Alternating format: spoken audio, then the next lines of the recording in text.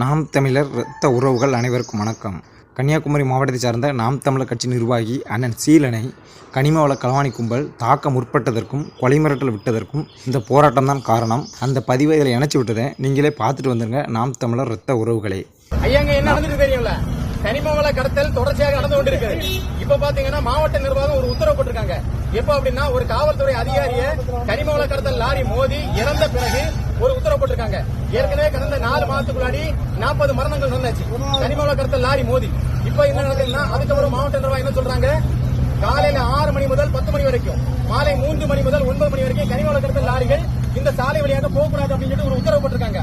அந்த உத்தரவை மீறி இப்போ மணி வந்து 8:15 மணி. இந்த மணிக்கும் தொடர்ச்சியாக கனிமவள கடத்தல் போயிட்டு இருக்கு, லாரி போயிட்டு இருக்கு. அப்போ மாவட்ட நிர்வாகத்தின் உத்தரவை மீறக்கூடிய இந்த லாரிகள் மீது என்ன நடவடிக்கை எடுத்தாங்க? இப்போ அந்த உத்தரவை எப்படி மீறப்பட்டது? செக் போஸ்ட் தாண்டி தானே வருது, சோதனை சாவடி தாண்டி தானே வருது. அந்த சோதனை சாவடிகளை இந்த லாரிகளை அனுமதித்த அதிகாரி யார்? அந்த அதிகாரி யார்? அவர்கள் மீது நடவடிக்கை எடுக்கணும்.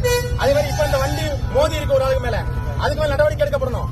அவர்கள் ட்ரங்க் அண்ட் டிரைவ், அதே மாதிரி இந்த வண்டியை ஓட்டிட்டு வந்தவர் குடிச்சிட்டு வண்டி ஓட்டிருக்காரு, இவர்கள் மீது நடவடிக்கை எடுக்கணும். அது வரைக்கும் நாங்க எழும்ப மாட்டோம். அவ்வளவுதான், நடவடிக்கை எடுக்கிற வரைக்கும் நாங்க எழும்ப மாட்டோம். எல்லாரும் உட்காருங்க, எல்லாரும் உட்காருங்க. நாம் தமிழர் இரத்த உறவுகள் அனைவரும் இந்த போராட்டத்தை பார்த்துருப்பீங்க.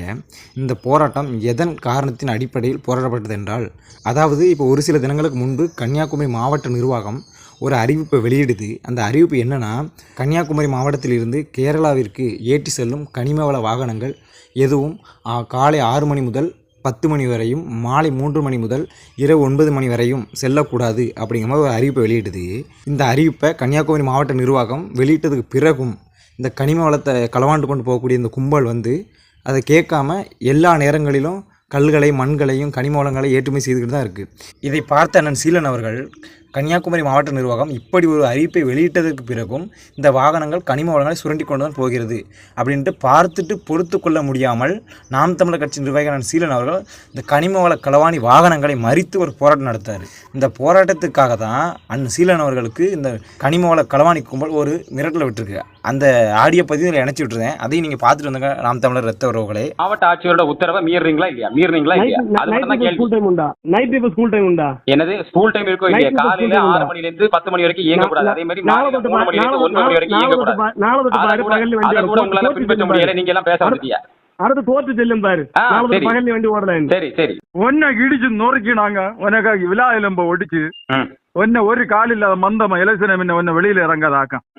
நாம் தமிழர் இரத்த உறவுகள் அனைவரும் இந்த ஆடியோ பதிவையும் பார்த்துருப்பீங்க. இப்போ இதில் இருந்து இந்த கன்னியாகுமரி மாவட்ட நிர்வாகத்திட்ட நம்ம என்ன கேட்குறோம்னா, அதாவது மாவட்ட நிர்வாகம் தான் காலை 6 மணி முதல் 10 மணி வரைக்கும், மாலை 3 மணி முதல் இரவு 9 மணி வரைக்கும் கனிம வளங்களை கேரளாவிற்கு ஏற்றி செல்லும் வாகனங்கள் எதுவும் ஏற்றி செல்லக்கூடாது அப்படிங்கிற ஒரு அறிவிப்பு வெளியிட்டிருக்கு.